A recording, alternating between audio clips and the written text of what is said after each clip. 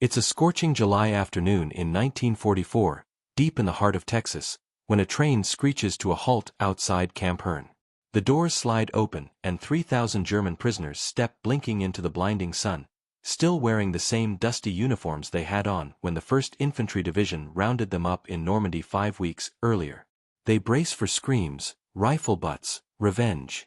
Instead, a young American lieutenant with a megaphone shouts in perfect German, "Willkommen, fellas. Line up for ice water and sandwiches." A 19-year-old Fallschirmjäger turns to his buddy and mutters, "Are we still prisoners, or did we die and go to California?" That single moment changes everything.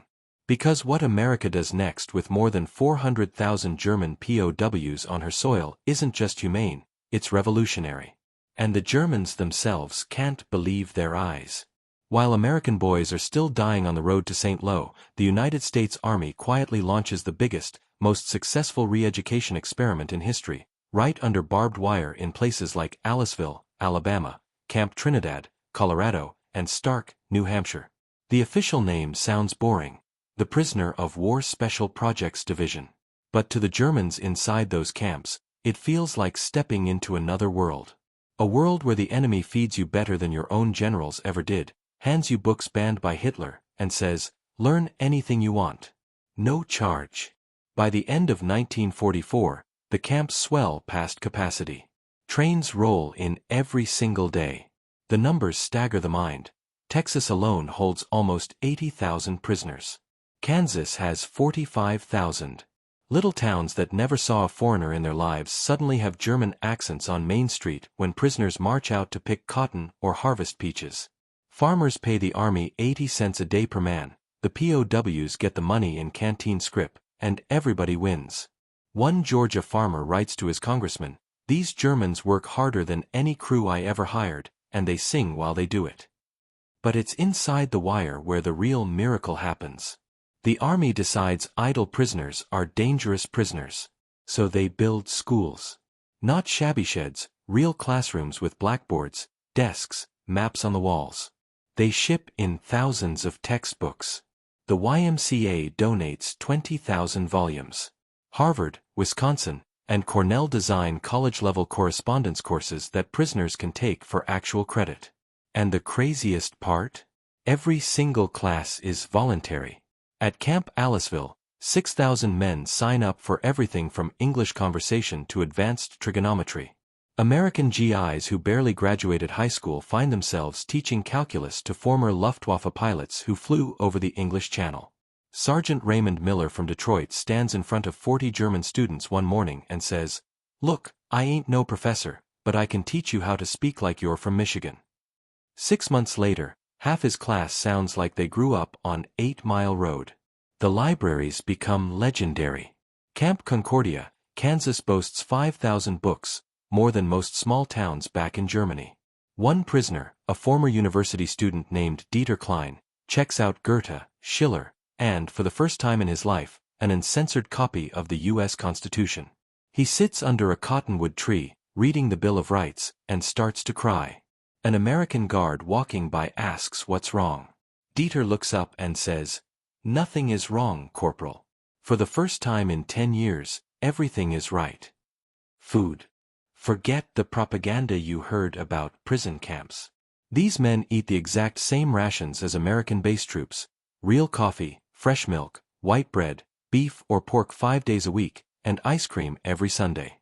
At Camp Hearn, the Germans gain an average of 22 pounds in 4 months.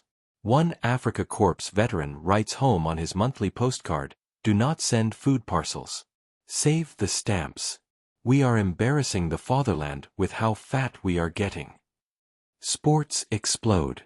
The prisoners organize soccer leagues that put the NCAA to shame. At Camp McCain, Mississippi, they build a full stadium with bleachers. On Christmas Day 1944, the POW All-Stars play the American Guard team in front of 5,000 civilians who paid $1 each to watch.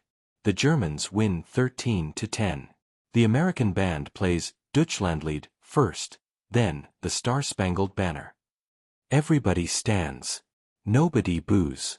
A Mississippi newspaper the next day runs the headline, "A Merry Christmas Behind Barbed Wire." Music flows everywhere. Former members of the Leipzig Gewandhaus Orchestra play Beethoven under the stars in Florida. Camp Blanding has its own 30-piece symphony.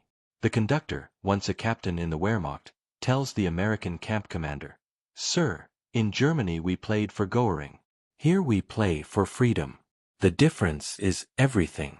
But the deepest change happens in secret rooms the Nazis never see.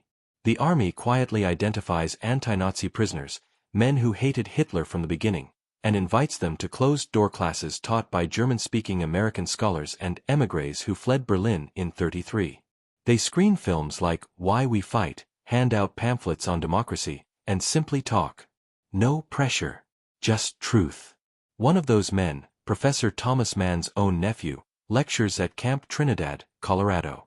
After one session, a hardened U-boat officer stands up and says, "If this is American propaganda, it is the most dangerous weapon I have ever seen, because it is true." Most prisoners just want to learn. A 17-year-old kid from Munich who lied about his age to join the Volkssturm enrolls in high school equivalency classes at Camp Como, Mississippi. 9 months later he graduates with honors. The American principal hands him a diploma and says, "Son, go home and build a better Germany." The boy hugs him and sobs. The American guards watch it all in stunned silence. Private First Class Tony Rossi from Brooklyn writes home to his mother, "Ma, these guys were trying to kill my cousins in Italy 6 months ago, and now I'm helping one of them write a love letter to his girl in English. Only in this country. Even the hardline Nazis can't stop it. They try." In several camps, SS men beat fellow prisoners who attend classes, brand them traitors, even hang one man in Papago Park, Arizona. The army responds fast, segregates the fanatics, puts them in high-security stockades where the only reading material is the Geneva Convention. The rest of the prisoners cheer when the bullies disappear. By April 1945, with Berlin burning and Hitler hiding in his bunker, the education program hits warp speed. Some camps issue real college credits recognized by German universities after the war. Prisoners who never finished 8th grade now study engineering, agriculture, journalism. One former panzer commander at Fort Kearny, California designs an improved irrigation system in agriculture class. The Army patents it for the U.S. government, and the Army actually uses it on bases in the Southwest. American civilians fall in love with their prisoners. Churches knit sweaters. School kids send Christmas cards. In Hearne, Texas, the local movie theater owner invites 200 POWs to a screening of Casablanca, and refuses to take their script. The Germans stand and applaud for 5 minutes when the American flag appears on screen. And then, just when it feels like the story can't get any more unbelievable, the war in Europe ends. May 8, 1945. VE Day. Church bells ring from Boston to San Diego ring all night. But inside the camps, silence. The prisoners know freedom is coming, but they also know something terrifying. Most of them are about to be sent back to a Germany that is rubble, starvation, and shame. That same week, a secret program nobody has ever heard of kicks into high gear. It's called the Special Projects Division, and it operates out of 3 tiny, isolated camps: Fort Getty, Rhode Island, Fort Eustis, Virginia, and Fort Philip Kearny, Rhode Island. The Army hand-picks the 100 most promising, most thoroughly denazified prisoners, men who have openly rejected Hitler, men who aced every democracy class, men who speak fluent English and dream of rebuilding their country. They bring them in at night, blindfolded. When the blindfolds come off, the prisoners find themselves in comfortable barracks with real beds, hot showers, and a library full of everything the Nazis ever burned.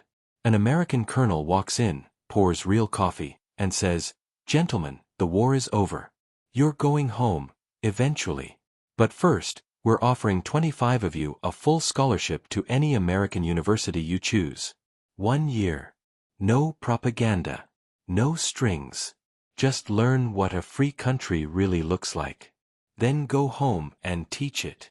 24 men say yes before he finishes the sentence. The 25th, a quiet artillery captain named Klaus von Haften, whose older brother died for trying to kill Hitler on July 20, 1944, asks for 1 night to think. That night, an American major visits von Haften's bunk and hands him a letter that somehow survived the Gestapo. It's from his executed brother.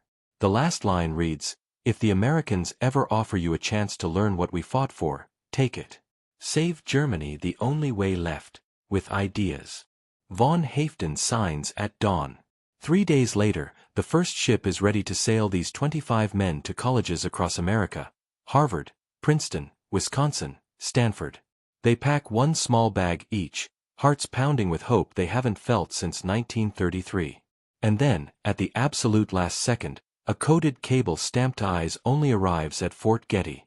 The commandant rips it open, reads it once, then again. His hands start shaking.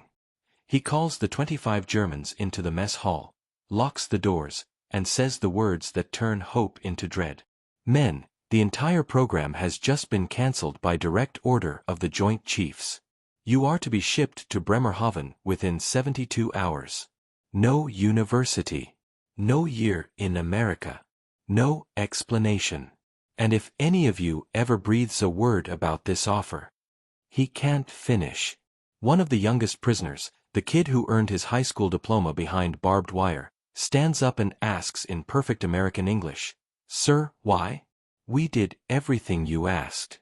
The commandant looks like a man watching his own dream die. "I don't know, son. But I swear on my honor, this isn't over." He storms out, slamming the door so hard the windows rattle. The 25 men sit frozen as the countdown begins, 72 hours to save the future of Germany, or lose it forever. What happens in those final hours, who fights for them inside the Pentagon, and whether a single one of these men ever sets foot on an American campus, that's the moment everything hangs on. The clock starts ticking at 0400 hours on July 12, 1945, inside the locked mess hall at Fort Getty, Rhode Island. 25 German prisoners, some of the brightest, most thoroughly denazified minds the U.S. Army has found in 4 years of captivity, sit in stunned silence while the Rhode Island dawn creeps through the windows. 72 hours. That's all they have before the transport ships at Boston Harbor swallow them up and dump them into the ruins of Germany, dreams dead. Outside the door, Colonel Robert E. Kronk, the camp commandant who earned a Bronze Star on Utah Beach, is already on the secure field telephone screaming at the Pentagon switchboard. "I don't care if it came from Eisenhower himself. I want the son of a bitch who signed this order on the line right now." The operator tells him the order carries the signature of the Assistant Secretary of War himself, John J. McCloy, and it is not to be questioned. Kronk slams the receiver down, lights a lucky strike with shaking hands, and does something no career officer is supposed to do. He disobeys. He walks straight back into the mess hall, looks the 25 Germans in the eye, and says, "Gentlemen, I just broke about 17 regulations, but you're not leaving this base until somebody with stars on his shoulders looks me in the face and tells me why." Then he turns to his adjutant, Captain David Red Weinberg, a Jewish kid from Brooklyn whose parents got out of Vienna in '38, and orders, "Red, get me Thomas Mann on the phone." "Yeah, the Thomas Mann. He owes me a favor from Fort Kearny." "Then wake up every newspaper friend I've got from Providence to D.C. If they want to bury this program, they're gonna have to bury me with it." While the phones start burning, the prisoners refuse to sit still. Claus von Haften, the artillery captain whose brother died for the July 20th plot, stands on a table and says in crisp, American-accented English, "We have 3 days. In 3 days the Red Army took Warsaw. We can take America." The room erupts in nervous laughter, then dead serious planning. They split into teams. One group, led by Dieter Klein, the former Berlin student who cried over the Bill of Rights, starts writing letters, hundreds of them, to every senator, congressman, and university president whose name they memorized in camp libraries. Another group, all former officers, drafts a formal appeal to President Truman himself. A third group, the musicians and artists, begins composing a declaration they call the Barbed Wire Manifesto, 25 signatures swearing to dedicate their lives to a democratic Germany if America keeps her promise. By noon that same day, the story breaks wide open. The Providence Journal runs a banner headline, "Army TO Snatch College Chants from 25 Anti-Nazi POW Heroes." The Associated Press picks it up within minutes. By nightfall, it's on every radio station from Maine to California. Edward R. Murrow does a live broadcast. These are the men we trusted with the future of Europe, and now someone in Washington has cold feet. The American public loses its mind, in the best possible way. Telegrams flood the White House, 10,000 in 48 hours. Church groups, veterans organizations, the American Legion, even the DAR all demand the decision be reversed. College kids at Yale stage an all-night vigil. In Aliceville, Alabama, the same town that once cheered when German prisoners played soccer, the mayor wires Washington, "We taught these boys democracy with our own hands. You will not undo it." Inside the Pentagon, all hell breaks loose. Assistant Secretary McCloy's phone never stops ringing. The original order came from fear. Hardliners in the State Department convinced him the Soviets would scream bloody murder if America kept German officers for indoctrination. Molotov was already howling about kidnapping POWs. Better to ship them home fast and quiet. But nobody counted on the American people. On the morning of July 14th, with less than 36 hours left, a black staff car roars up to Fort Getty. Out steps General Lucian K. Truscott, Jr., the same Truscott who led the 3rd Infantry Division ashore at Anzio and never lost a fight in his life. He walks into Colonel Crunk's office, closes the door and says, "Bob, you dumb son of a bitch, you just started a fire I can't put out. Truman wants this fixed today." Cronk grins for the first time in 3 days. Truscott continues, "Here's the deal we cut. The 25 stay. Full scholarships. But we do it quiet. No press on campus. They enroll under assumed names. The Army pays tuition, room, board, everything. When the year is up, they go home as private citizens, not as some official program. The Soviets can't complain about something that never officially happened. You happy?" Kronk salutes so hard he almost breaks his arm. That afternoon, the 25 Germans are told to unpack. Instead of a troop ship to Bremerhaven, a Greyhound buses pull up painted in college colors, Harvard crimson, Wisconsin red, Stanford cardinal.